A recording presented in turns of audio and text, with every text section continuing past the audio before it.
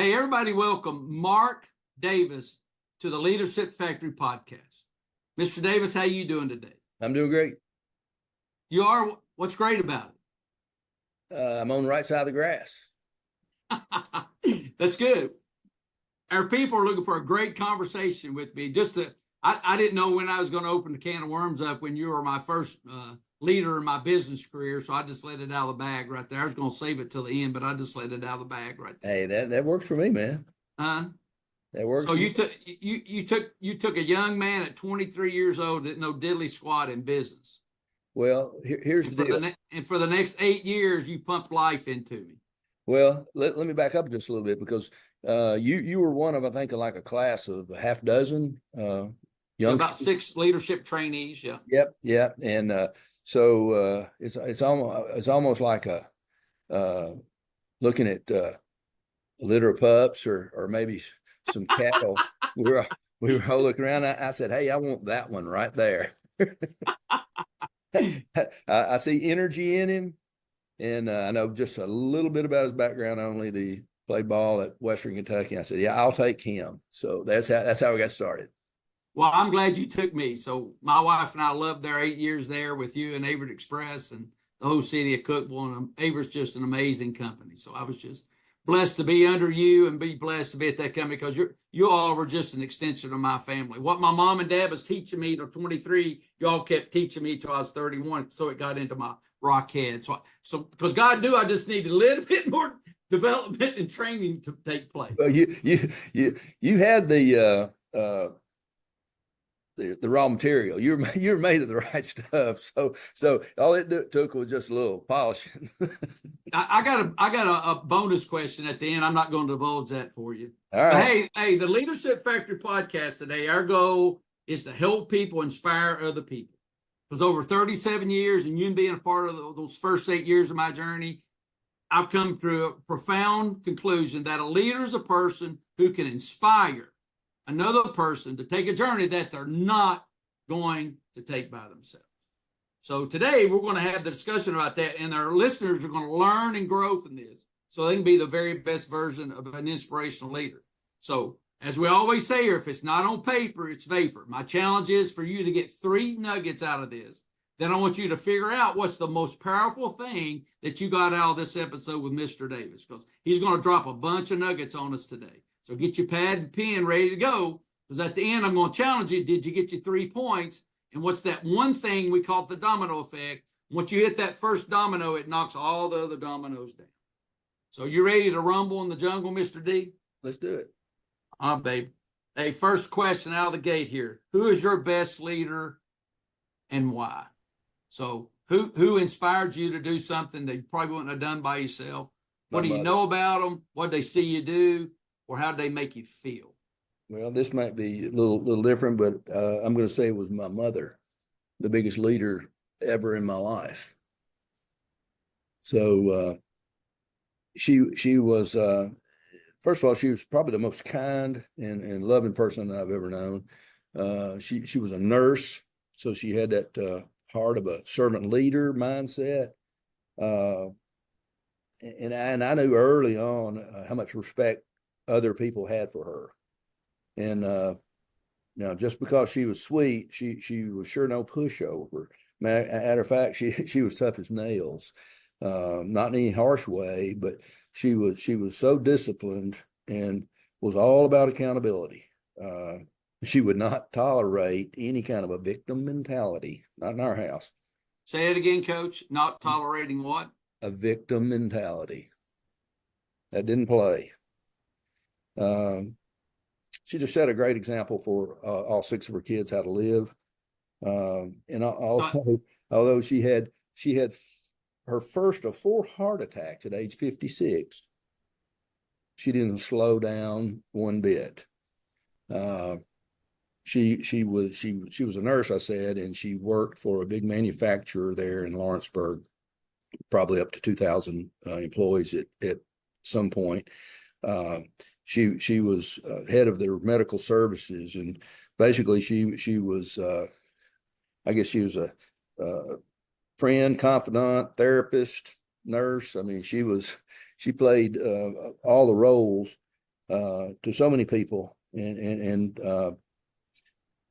when she passed, I mean, I knew how much she was respected, but when she passed, I'd never seen so many people in my life that showed up to honor her. So I got through her life real quick, and she's dead. I left out a lot. So what's the one thing that she really put into you that you just use unconsciously every day? Something that's just a part of who you are. You know, I think accountability. She was a stickler on that, and I don't care if it was, you know, making your bed or you know, whatever chores that we did around the house, your homework, schoolwork. She I mean, I don't say she demanded it; she expected it, and then, you know, some of us complied. I did. That's powerful. She expected it. This is something not we're going to make up and do because today this is just who we are. Right. Exactly. This is just who we are. And that's how she was raised. Her parents, my grandfather and granddad, or grandmother and grandfather, same way. So that gave you ability. When you started at Averitt Express, how big were they? Well, I'll put it this way, we did I was 35th person hired, and I think we did $1.6 million for the year in 1978. And like I say, if we don't do that by 9 o'clock, we're gonna have a bad day. Okay. So I don't know if you can divulge this information or not. So what are you close to now? A year? We'll do about 1.8 billion. Okay. Wow. So over $1.5 billion now. When you started, you did 1.6 million. That's crazy. It is crazy, Greg. That's 46 years ago. 46 years. That's right. That's right. So I think, did you expect that to happen, or did you just come in and hold yourself accountable and just get stuff done every day? Greg, yes, that the latter. No, I know you do. You're a GSD kind of guy. GSD, what is that? Get SHIT done. Okay, well, because you hold yourself accountable, and you're going to hold everybody else accountable around you as well. Well, I think Elvis called it TCB, taking care of business. Okay. I like that. That's got a little title twist to it. TCB. Well, that's my code word with my daughter and son. Okay. They know what TCB is. Okay. So play that out for me, Coach. When did you get that? When did that really? Because that's a little bit what your mom put into you. Right. It's just how we were raised. And Greg, I remember when I was in college, I took a job with another carrier. It was a union carrier, and I already had a bad experience with a wildcat strike down at this manufacturing plant that my mother worked for, and so I already had a bad feeling about what unions did.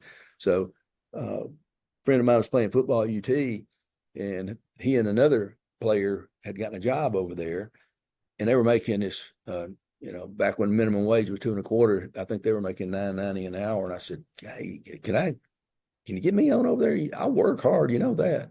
What'd you say, $9.90 an hour? Yeah. So I could work one shift and make what 40 hours on a minimum wage job would be in college. So which was what, $3 an hour? No, about $2.25. $2.25. Okay, some of our younger audiences are going, what the Hades? Exactly. But so I interviewed for the job, and the terminal manager said, hey, Mark, I tell you what we want. We want somebody to come in here and do their job and keep their mouth shut. And I said, I'm your guy.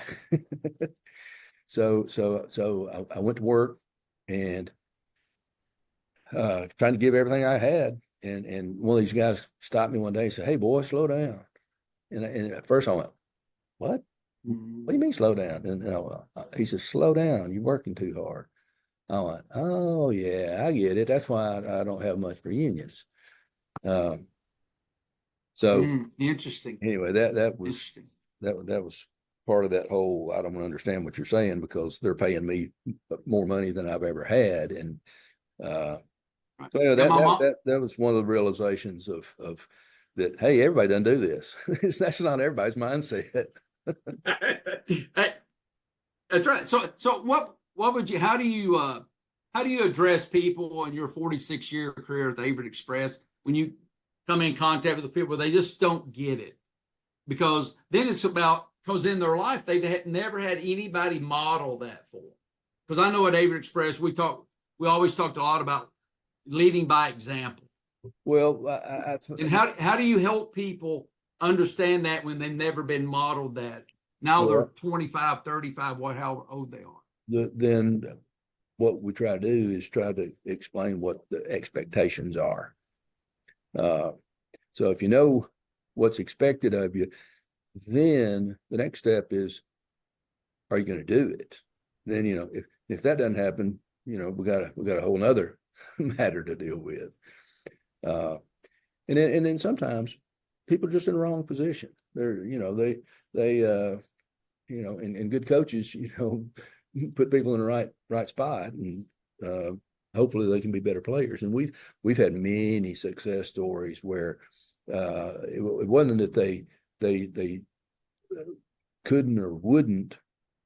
It's that they just weren't in the right spot, and then we got them in the right spot and they flourished. So, those are success stories that, you celebrate, that, hey, this person is a good person, good associate, and productive and a team player. So that's all I see. So can I ask you a question? Can you put your consultant hat on? Because somebody's listening right now and they've got a person.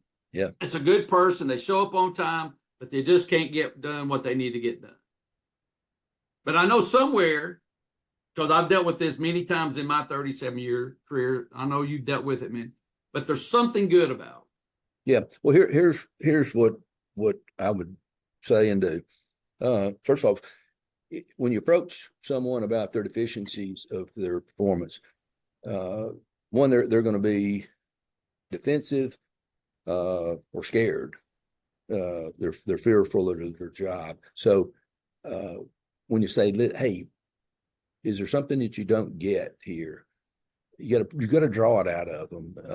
You got to get their trust that says, listen, I'm not here to beat you up. I'm here to help you. So if there's something that you don't understand or you can't get, let me know this.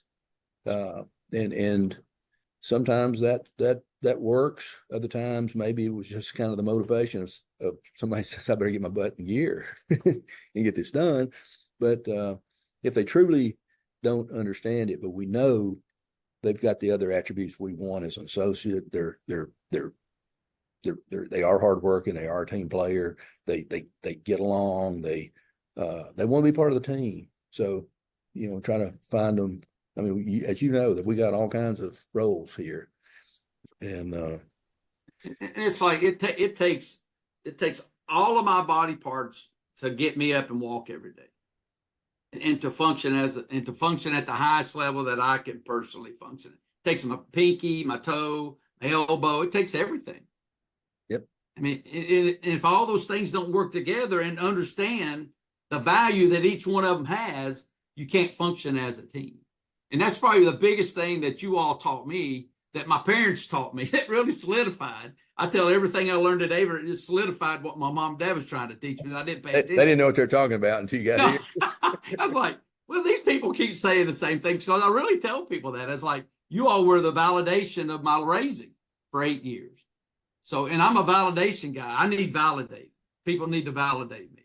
So that's what inspires me. Because you said a word there, and that's got a good title, a second title, draw it out of them. Because the word inspire, there's in the Webster Dictionary, there's all kinds of definitions. One of them is to draw out of someone, inspire. It's in them. You got to draw it out of them. That's what inspiration is. It's how do you draw that out of that person? Yep, I agree. Yeah. So that was good. All right, Coach, you got any other inspirational leaders you want to talk about? Yeah, I got a couple more. I got three more maybe. and we talked a little bit in my Coach, you're my boss, so I can't tell you what to do. So you can do whatever the heck you want to do. I was. Yeah, you still are. So my brother-in-law John, and we spoke a little bit about him earlier, but he's a guy that well, for one, I have one younger brother and four sisters, three of which are older than I am. So, I never experienced that big brother until he married one of my sisters. And John is 2 years older than I am. So, we went to the same grammar school, played on the same sports leagues, played the same baseball stuff. And in high school football, he was 2 years before older than I was, but he and my sister got married his senior year, and so we were thicker than thieves. We'd walk home from practice, and he was it may have been a little hero worship, but a lot of hero worship actually, because he was a tremendous athlete. He was a really good pitcher and a home run hitter at the same time. And I was mediocre at best, and then football. He was our fullback and middle linebacker and captain as a senior. So he was looked up to. He was solid as could be, and smartest guy I've ever met. Didn't go to school. But he did had a great career at an automotive plant, and retired not too awful long ago. But he is he is a quiet leader. He doesn't have to be tough or yell. He is a guy that led by example. But when he did speak, it's like E.F. Hutton. People listened because he was a proven quantity, and he was humble. In today's athletics, you don't see a lot of humility, and that always inspired me. That you don't have to be somebody that rants and raves and whatever. So I would say you like Brock Purdy then. I don't know much about him, and he seems pretty mild mannered. Right. Yeah, Trent says he's everything everybody's perception is. So Brock Purdy is the 49ers quarterback, which I don't know if anybody knows. My son is on the 49ers roster this year, just to give everybody reference to what I'm talking about.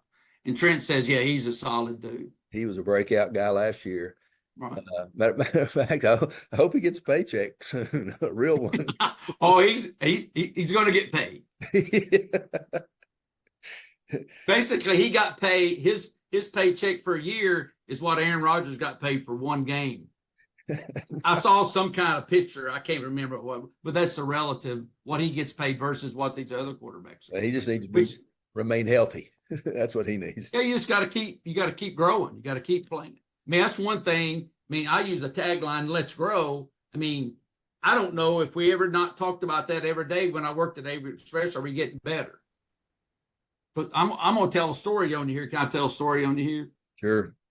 So, and everybody out there. Is it one I'll remember?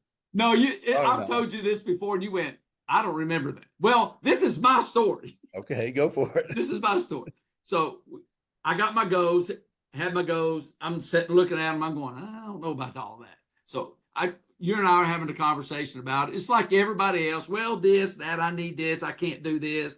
You finally just put your hand over it and said, stop.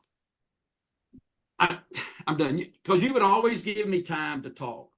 But there was a time limit that you would give me, whatever the circumstances were, which I didn't know this at that point in time. But reflecting on all those years back, you would give me time to talk because I needed to talk. Because if I didn't get to talk, I'd probably blow a fuse. So you allowed me to express all the idiocies that's in my brain. Then at some point you just go, okay, that we've talked enough about it. Let me explain this to you. He said, listen, if you don't get these goals, Greg, we're going to be upset with you, okay? But if you don't get better, we're going to fire your ass. I don't remember that. I got you. This is my story, coach. I went, I understand that. And you just went, I thought, I didn't know if he's going to understand it or not. I'm like, they're going, because when you're dealing with a hard-headed person, you got to figure out how to way to get to them. So okay, I can do that. I can get better. You even said, yeah, I know you can get better. Yeah, just go get better. Quit worrying about all of this stuff going on. Does everybody hear me? This could be somebody's domino effect for today. Stop worrying about, are you headed where they want you to go? Just ask yourself every day, am I getting better today? Am I better today than I was yesterday? That's what being your best means.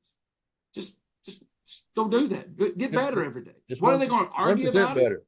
Huh? And if they don't like better. that you can get better, somebody in this economy is going to find you. And somebody in this economy, if you have a growth mindset that you're committed to get better and you do get better every day, you're going to get paid by somebody. Somebody's going to find you. All right, Coach. So who's your worst leader and why? Oh, man. My worst. Yeah, your worst leader, no names, and why? Who's someone who just drains you of your energy? A coach, it could be a parent, it could be an uncle, it could be an aunt, a cousin, a friend. What did you know about them? How did they make you feel? And what did you see them do? A de-inspiring person. I wouldn't call him a leader. But if you if you surround yourself with people that lift you up, that's always positive energy. Conversely, if you're around someone that is full of dread, complaints, misery, they're a victim, it has a way of grinding on you. Or if you're not strong enough, the weak can fall right into that same trap. And I have worked with a couple of folks like that, and I tried my best to say that mindset will take you nowhere. And, if you don't like it around here, then I highly recommend you to go somewhere where you can be happy, because you're not doing yourself any favors here. But also I've seen the same person drag some others down.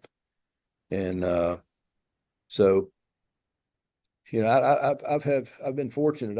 I've had some leaders that weren't necessarily inspiring, but they didn't produce anything negative to me. And I'm thankful for those leaders that maybe they gave me more autonomy, and sometimes I think that was a vote of confidence in me that I had the either the know-how or the will to do something that necessarily didn't need to be led, I guess. So who's somebody that really gave you that autonomy? Because I had a guest previously, he's from the trucking world. He said the most powerful thing someone did for me is give me a task and activity that I didn't think I could do. But they believed in me so much, they could see something in me that I couldn't see in myself. And you did that for me. Well,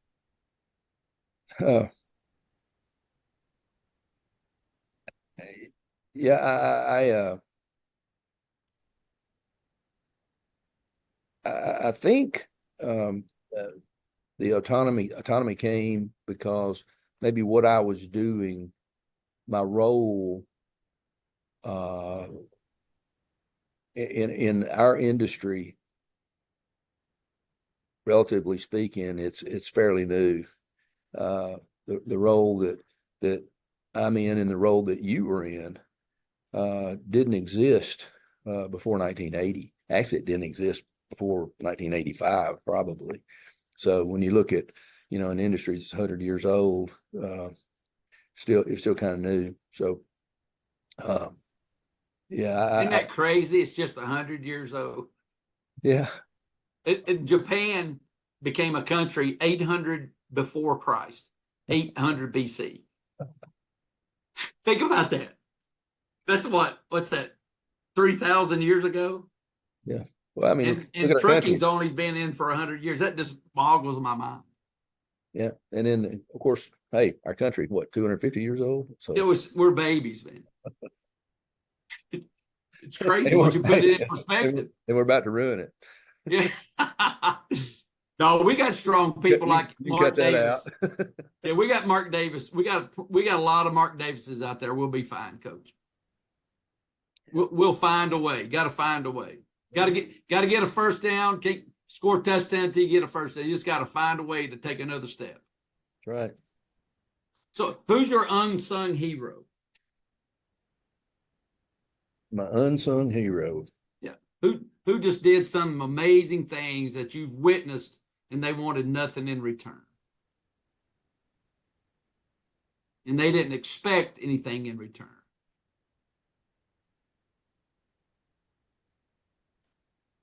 It may sound strange here, but this takes me back to my dad. My dad was a rural mail carrier, so worked 6 days a week, and raised all 6 of us. He was definitely a role player that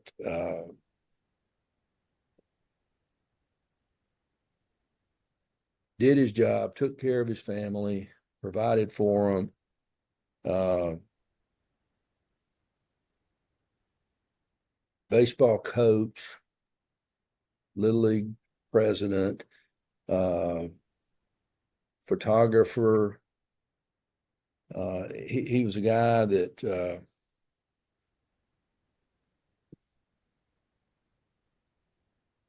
it wasn't flashy, but he would do things that not only supported us, but all these kids in the community. He one labor of love. We're all big University of Tennessee football fans, and we had season tickets, and we would go every home game weekend from Lawrenceburg, Tennessee to Knoxville and back. So here's a guy that already drove over 100 miles every day delivering mail, and then on his Saturday that he wasn't working, he took off and he would drive 500 miles to Knoxville and back, so that we had the opportunity to watch our beloved Vols. So that he's definitely an unsung hero. So all you UK fans watching right now, just give him mercy and grace. I validate him. He's a good guy, even though he's a big Vols fan. I became a Vols fan because if I knew if I was going to be politically correct inside of Averitt Express, I had to learn how to love the Vols. I'm from a country, but I was dumb, but I wasn't stupid. You know what I'm saying? Yeah, you just didn't tell anybody in Corbin. Yeah, that's right. That's right. That's right. That's right. So you got me to trust you. And trust is when you fully rely upon someone's character and or their abilities to help get what I wanted.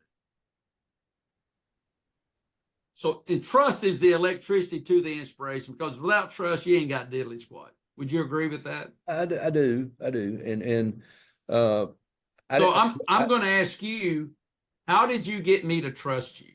Okay, that's what I was about to say. I didn't go about trying to get you to trust me. Actually, that was a byproduct.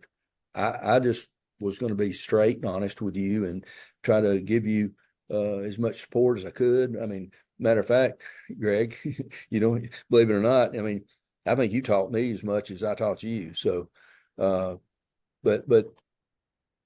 as long as you're sincere you know, whether you know what you're doing or not. I mean, sometimes, you know, the best answer to a question is, I don't know, instead of making up some kind of bullshit.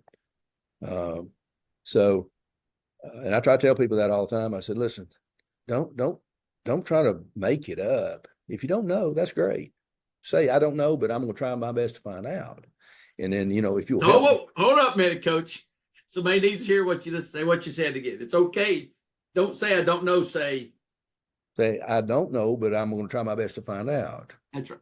And then same time, then that's when I say, well, if you want my help, I'll help you. I'll try to help you. We'll try to do it together. So, you know. So how did you figure out that I didn't need your help? I didn't want your help, but I needed your help, but I didn't want your help because I want to, as my mom would say, I'm a me boy. I do it by myself. Well, because you had some that came to you with everything, because I said, if I want to get a pay raise or a promotion, I've got to start figuring out how not to depend on him. Then these people come and start asking me questions. That's how I was thinking.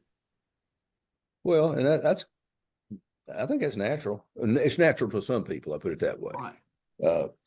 And actually, I think I was quite a bit like that early on myself, until I learned that wasn't a sign of weakness. Actually, it's a sign of smarts. You know, when you need help, ask for it. Oh, yeah. Instead of failing. Yeah. So, but it takes trust. When people say, well, they didn't come and ask for it, I would always tell them, so maybe they don't trust you. They go, what do you mean by that? I said, well, do you know their wife's name and kid's name? They go, no. Then they would say, do you? I said, oh, yeah. It's Angela, Michael, Susie, and Mike, and whatever their names were. He said, how do you know that? Because I interviewed them. I built a relationship with them. I said, you interviewed them too. You didn't get that information. I mean, if you want to inspire someone, you got to know who they are. They know people have an incense about them, so they know if someone cares about them. Right. Well, there's the right word you just said. I was thinking of care. Do you care? And boy, you can't fake it. You can't fake it. I mean, you got to know my wife. You got to know my two little boys at that point. I mean, boy, I sure got to know. I sure got to know Trey. Yeah, well, we can't go into that story. As a child, he wore diapers, but anyway, you can guess the rest of it. Because I tell people, you're still my mentor, and I haven't worked for you now for 29 years. So to me, every time I hear you say that is so humbling to me. You know. Yeah, and I'm just telling people, and I was thinking about what to talk about, so I'm just flowing right now. I don't have any notes. I'm just flowing because I knew I'd start flowing at some point. I didn't know when it was, because I'm trying to figure out, how do you help people? How can our relationship inspire everybody that's listening right now to have that relationship with someone for 37 years? Because my mom and dad taught me I have to honor people. I mean, Averitt taught me that. You taught me that. But it's easy to honor someone when they believe in you and they trust you and they take care of you. Yeah, honor. That's a tricky word, because I think I don't think that's a subordinate slash versus superior. I think it cuts both ways. I think maybe instead of honor is more respect. And I don't think that you can truly respect someone that doesn't respect you. I just say that again, Coach. Somebody needs to write that down as 3 things. If you're struggling with someone and someone's giving you major resistance, here's something to think about. Go ahead. That it's hard to respect anyone that doesn't respect you. And again, that's so transparent. It's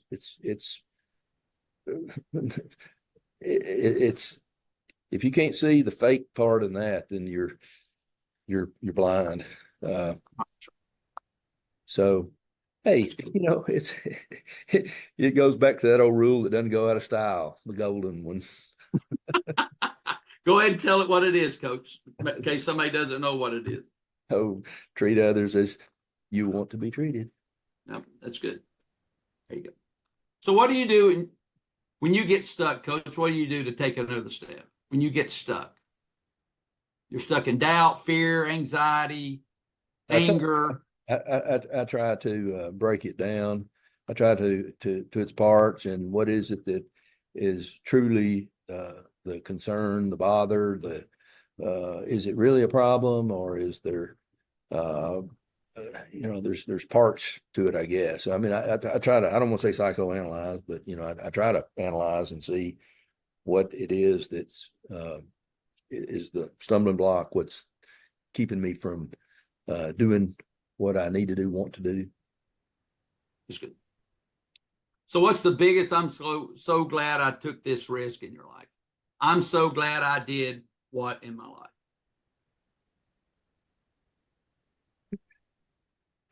Didn't leave Averitt on the couple of times I considered it. Yeah, you've been there 46 years. That's unheard of. In December, it'll be 46. Yeah. But at Averitt Express, that's the norm. It is kind of funny. We'll be in a conference room and we'll have customers in, and we start making introductions, and someone will say, "Well, there's old Larry over there. He's the junior man, and he's only been here 26 years." Yeah. So here's a question. So what's the special sauce at Averitt Express? I have my own personal opinion. Well, why do people come there and stay? Now, somebody's probably thinking there, Greg, why did you leave? So, well, my quick story is I had two little boys. I wanted to take them back home where Mama and Papa was. Yeah. And I went back to my hometown. Absolutely. That's the overarching, all-encompassing special sauce is our culture. And that is what we protect more than anything. Matter of fact, what gives people angst about the future is, can we maintain our culture?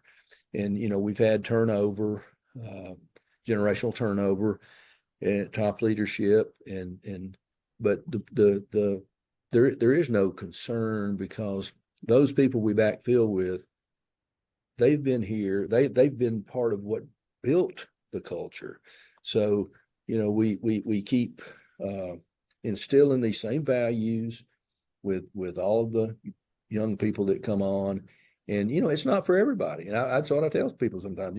It doesn't make us good or bad. It doesn't make you good or bad if our culture's not a fit for you. It is what it is.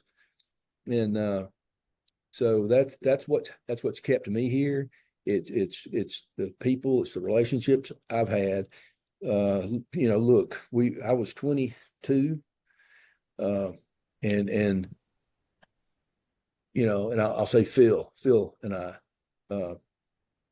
we were young, and we were having kids, and our kids were friends, and now our kids are having kids, and our kids are still close friends there. So it's corny as heck, but it's family, I'm telling you. And so I'll be a mess when I leave here for a while anyway, because wake up that first Monday and go, holy moly, where'd everybody go? God's got another plan for you. Have you read that book? I know you got the book Halftime. Have you read that book? I do have it, and I have not read it. Okay. All right. We'll move on then, Coach. Like I said, you're still the boss. I can't tell you what to do. Well, I tell you what, I may have to rename that book instead of Halftime. I might just name it 2-Minute Warning. All right. Last two questions. This is a little different than the way I've done it. These are the surprise questions. Yeah. So me being a strong-willed kid, very high volume, loud voice, but very kind of an introvert in a way.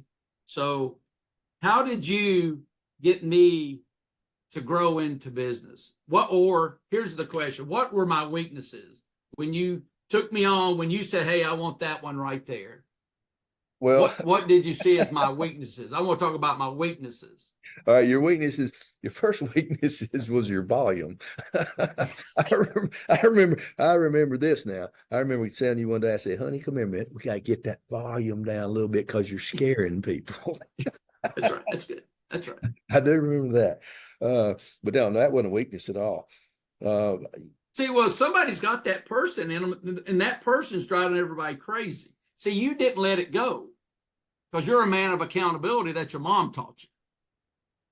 You pull me in and say, hey, we need to tone this down a little bit because there's a relationship established, because correction without a relationship equal rebellion. You had a relationship established, so it equaled inspiration. Well, and I won't name names, but there were two very strong-willed women that are still here. They're amazing. That you worked with. And early on, holy moly, I was sitting over here going, boy, is this stew ever going to taste right? Am I going to get all these? So what you're saying, you were struggling with me? You can't say that to me. No, I was struggling with the situation because those other two, they were amazing is what they were. Well, they are. They are. They are. But just like you, just like me, wow, have they grown? And they both taught me a lot about who I was. Well, and again, I don't dwell on weakness unless there really is a weakness. You didn't have any weaknesses. You just had tendencies that need to be curbed a little bit. You had the energy, the passion. You brought all the right tools. You had everything that our company wants to be, and that's winners and all we do. So you had all. That's probably the biggest connection point of me and Averitt. We both wanted to win, and I'm willing to die to win. That's obsessive. I know that sounds stupid, but I played college football, and they told me not to play because I have a chance of being paralyzed. I think you told me after you were through that one of the coaches, I can't remember who it was, if it was a position coach or the head coach, said, son, you had no business here. You had no business here. Yeah, that's right. That's right. I didn't know that. My mom said I can do whatever I want to do if I'm willing to work for it. I'm willing to work for it. I'm not scared of work. That's right. That's good. That's good. Okay, Coach, last question. How did you connect to me to help me find my winning edge? How did you connect to me? You taught me about connecting with people. I was an introvert. You taught me how to network and introduce myself to people. So how did you connect to me, and what did you do to do that? Because somebody's listening right now, they've got a very high energetic person, and they're trying to figure out what to do with them, because most people are not going to deal with it. Greg, I didn't see the introverted side in you. I saw all that high energy is anything but introverted, but I do realize that now that's a reality that happens. But I think I just I admired you. I admired your tenacity. You actually made me want to work hard. It's kind of like I got a son-in-law that makes me want to be a better man. So you had you had an effect on me. You might not have known it. So maybe we had this energy that worked together, and it was maybe it's a happy accident. Hey, I have a praying mother, Coach. Be careful. But I did know, Coach, when I stepped on your toes. When I came across the line. You did? You had a little vein right here on the side of your head. That thing would bulge out, and you just give me some, I can't say what kind of grin you gave me. I knew right there, I just came across the line, Pauline Taylor showing up, and she said, you better back away because I'm about to take you out of it. And that's when I would just sit down and go, okay, I'm done. Tell me what I'm supposed to do. I'm going to go do it. Because, Well, you know, a lot of people say, I got to be motivated. I was telling our client today, no, you got to be disciplined. Motivated is something that comes and goes. A discipline is something that sticks with you, and you know that you got to do that. Even when you don't feel like you got to do it, you go do it anyway, because that's called discipline. That's called freedom. And my mom taught me that by busting my tail and loving me through that process and saying, Greg, you're making these choices. If you want a different result, you got to make a different choice. That's up to you. So you're choosing to do this, make a different choice. So that's discipline. I got to go do this, even though I don't want to do it. I got to go do it anyway. And to me, when you tap into that, you become a free person. You got everything to gain. You have nothing to lose. Truth. I just remember seeing you, Coach. I wasn't talking to anybody because I remember one of those two ladies that we both know. After about 6 months, they looked at me and they said, we never thought you were going to talk. I said, now we just wish you'd just shut up. Because I remember there's probably 6 months I didn't talk to anybody, dude. I was like, I'm a rockhead. I'm a dumb college football player. I'm wearing a suit every day. And I'm like, I don't know what I'm doing here. And one of those amazing ladies, they taught me how to, my wife and this amazing person taught me grammar. More than anybody else. I didn't really want to learn grammar. How's that score a touchdown? You know, and it's amazing because somebody's got that high-strung person. You just got to slow them down a little bit. And if you're not willing to engage with them and get to know who they are and why they're that way, it could be their personality or it could be their life experiences tells them to be that way. But let them know, hey, I'm here for you, but you got to stop a couple of these things. And you got to let them develop through their process. And as long as they're getting better, taking another step, hey, you're getting them there because you just can't go hire people. Take somebody that you trust, take somebody that's got talent, figure out what the talent is. Stop, don't let them frustrate you. My mom and you both told me, don't let them frustrate you. I'd come in frustrated. I could hear you today. You're letting them frustrate you. And you would say, just like my mom said, they're frustrating you. They got you when they frustrate you. So somebody needs to hear that today. Somebody's frustrating you being a leader and you're aggravated. Well, they own you. You can't let them frustrate you. You're in charge because you used to tell me, Greg, you're in charge here. They're not. So make sure you keep HR happy. That's one of my favorite lines I tell my clients. Don't make HR mad. Whatever you do, because you would say, if you make them mad, I can't protect you. You're on your own. Oh my goodness. All right, Coach, you got anything to close this up? This is a good conversation, man. Well, hey, Greg, it's always good talking with you, man. I respect you more than you know, and love you like my second little brother. Let's do it, Coach. Great ride. Let's keep growing. Let's do it. Anything I can do for you. You're a beacon of light in the darkness. Averitt Express, just an amazing place. And all the people wearing the red shirts today, hey, I salute you into what you have done, that you're doing, and that you're going to do. Well, so, don't be a stranger. You know where we are. Well, we're talking right now. I'm not being a stranger now. Yeah, I know, but hey, I tell you, you just wait because we're redoing this office since 1987. That's when I started. So you remember those purple panels? Oh yeah, They're still there. Well, they're leaving. So I may go there then. Yeah, well, let's get it done. We've started the process, but it'll probably be a few months. Awesome. But yeah, it's going to look great. So there's 3 things I wanted you to write down. So write those 3 things down. Now, what's that thing, that powerful thing that can catapult your life, your family, your relationships, your inspirational leadership journey to another level? So, hey, thank you all for tuning in today. Mr. Davis, thank you so much. You're awesome. Thank you for everything you've done for me and Nikki and Trey and Trent. your Uncle Mark, your brother Mark. We appreciate you, buddy. Hey, go make a play. Good job. Let's grow, baby. Thank you all for joining us. Thank you.